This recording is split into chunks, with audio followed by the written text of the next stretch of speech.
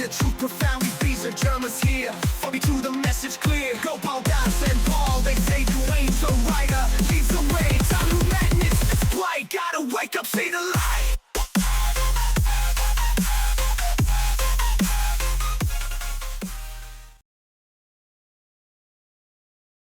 So this dream happened last week, Thursday night. So I had just felt like I had woken up, but not really, because when I came to, I was already kind of standing and walking, and I was just kind of looking around and wasn't really seeing anything, but yet a familiar man was standing next to me, and as if we had been walking together shoulder by shoulder for a while. And I had noticed it's a familiar face I've seen many times before at this point. Well, I can't say many times, but I have seen them, and I have talked to him a few times. It was Jerma. 100%. I just knew it. And he was wearing interesting clothing, just kind of worn, rustic, farm type clothing, as if he'd been working on a farm. Just very, very humble kind of looking. He's not afraid to get his hands dirty and do the work when it's needed. And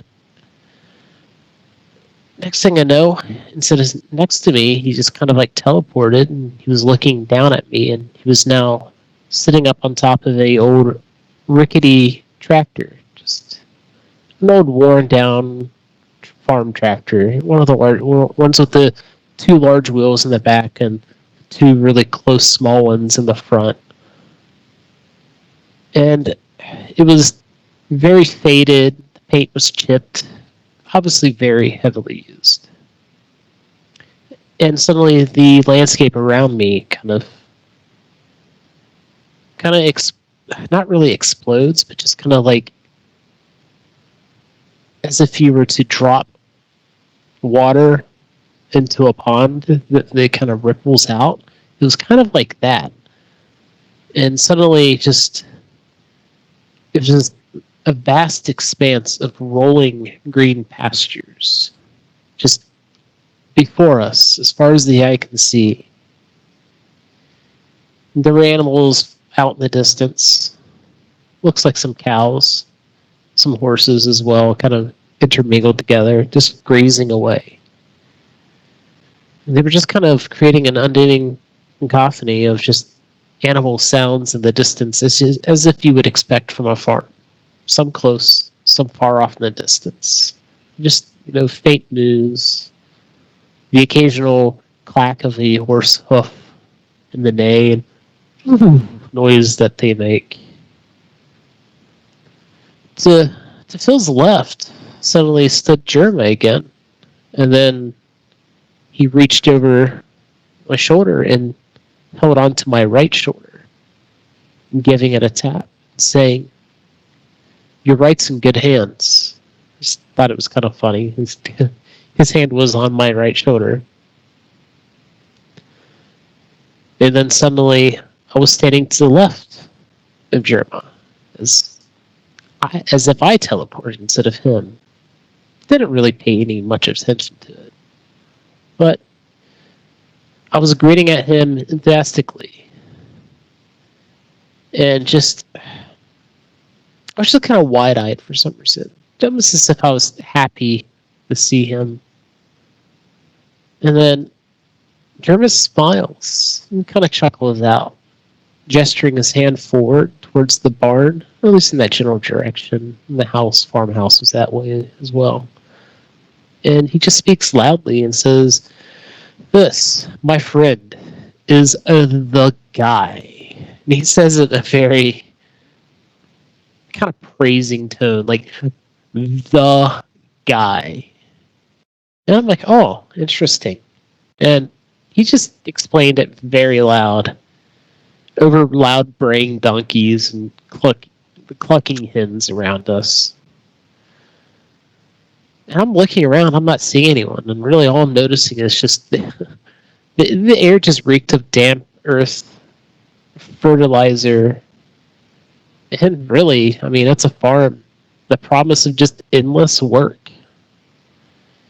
In an instant, an oversized cowboy hat just started shading the area where we were as if it was giant. Caught my attention off to my right side, and I look over that direction, and there was a man who was wearing this large cowboy hat. Kind of had somewhat beady eyes. And from what the blue blinding sky above, since it was a shiny, clear day, as if you're out on the plains, sat the guy. It was as if he was kind of sitting on a cloud with his legs dangling off, but he wasn't up in the sky. It was unusual. It was like he was in the sky, but he also wasn't. I couldn't quite comprehend it, I suppose, the best way to put it. And he was clad in overalls, well worn, somewhat dirty, and it just looked like it appeared to be both just patchworked here and there. Bedspreads added, actually, kind of patching up the holes. And as well as old rubbers on his feet. I guess boots is probably the best way to put it. And he just kind of modeled over at me, eye gazing kind of lovingly back at me as I'm just kind of taking it in. Just an unlikely duo. I kind of got the feeling he was taking of us, Gemma and myself, Phil. We just kind of pondered and started chatting. I'm not sure what we were chatting about, but we just found it interesting, and by chance, the three of us were all meeting together amongst scattered fields, just amongst all the other life in the farm. And the guy, I don't know his name, but Gemma said the guy, and I'm pretty sure from what I was remembering this dream, at least at the time, the guy in my head was Rebisar. At least many people have called Rebisar the guy. And Rebisar gestured off to both Gemma and myself, palm up with his right hand, and he just says, "In my lucid dreams, I'd like to invite you to join and meet one of Gemma's friends, the other guy." And I was kind of curious what he was talking about. I mean, I was registering what a lucid dream was. I kind of understood it. And next thing I know, the world around me just starts spiraling as if somebody flushed the toilet.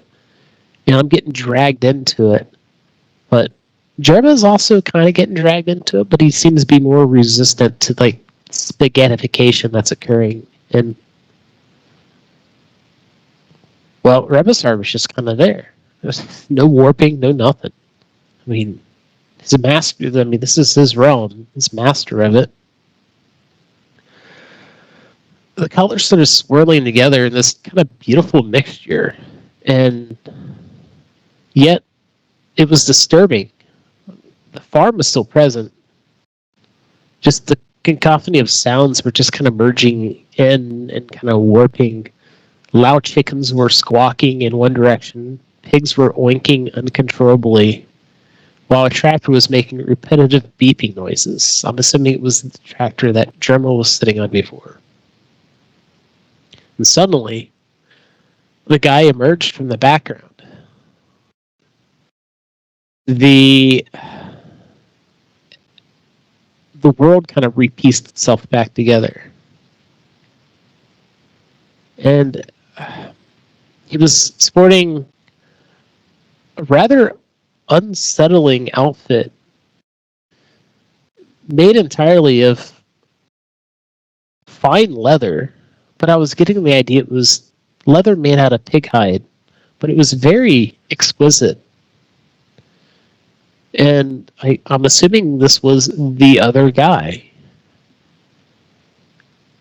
At least that's what my thought was at the time.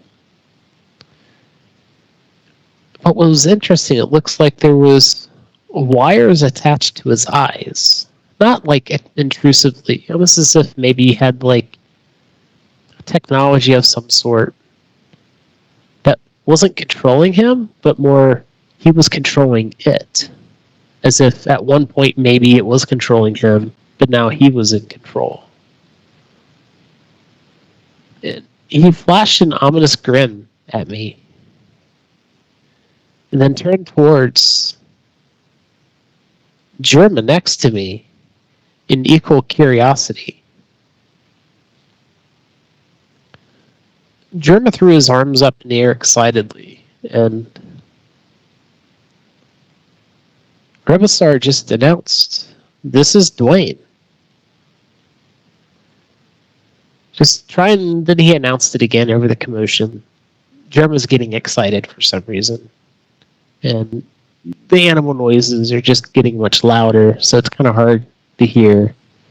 So amongst the commotion of the animals, he says louder, "My guy here knows a thing or two about the world controllers." I nodded, and so did Germa as well, lowering his arms down, excitement cooling off. We both nodded respectfully in acknowledgement to the guy, at least the guy that Rebasar, who was supposed to be the guy, was talking about. And he rambled closer. DUANE started inspecting our outfits. To his satisfaction, at the time I had opted for my finest outfit, consisting of plaid pants. I had these kind of cute socks, polka dot socks on, and my favorite pair of neon green sneakers. Just standard. For some reason, I liked the look and thought it was snazzy and respectful. And then Germa redirected my attention back to Rebasar, and he says, "This DUANE has achieved some sort of awareness beyond the physical realm." Germa interjected over the guy's scrutiny of our choices. Oh, shit, sorry. And said, "You too can see, achieve lifeless," says Germa. And without a second word on further just lifelessness in life, I felt the guy, in this case I'm assuming DUANE, had an entirely other message. He whispered distinctly while moving towards a gleaming silver water-spewing mechanical thing next to him, gesturing his hand out towards it. It was as if it's kind of a mechanical well, spurting out crystal clear, very clean water. The one at its tip had the appearance of tiny, sharp glass needles. "We should take this with care, for your body is an extension of you," says DUANE. Then he says, "What is injected into or spun onto by something such that water spurting is likely still in the realm of influence of reality state," referring to the controller's illusions. And next thing I know, the world around me just fades away.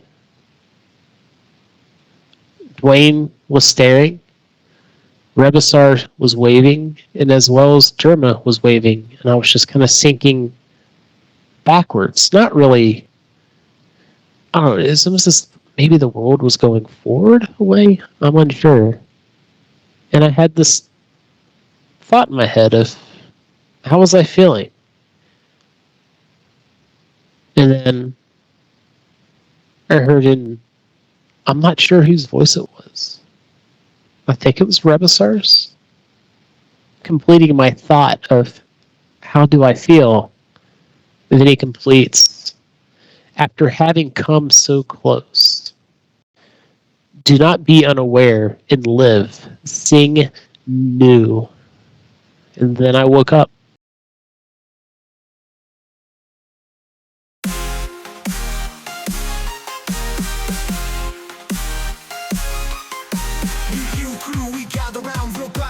the truth profoundly frees the Germans here. For me to the message clear. Go Paul, Das and Paul, they say DUANE, so writer leads the way. Time to madness, it's blight. Gotta wake up, see the light.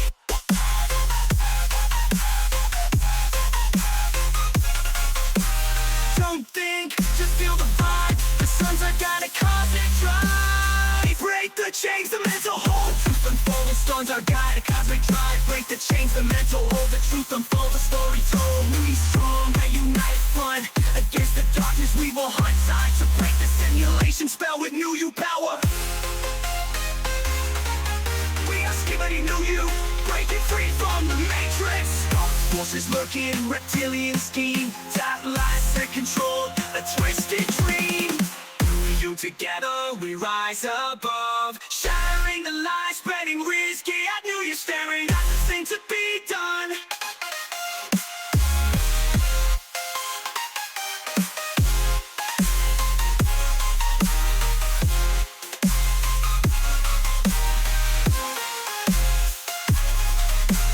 Staring at the sun, the only thing to be done.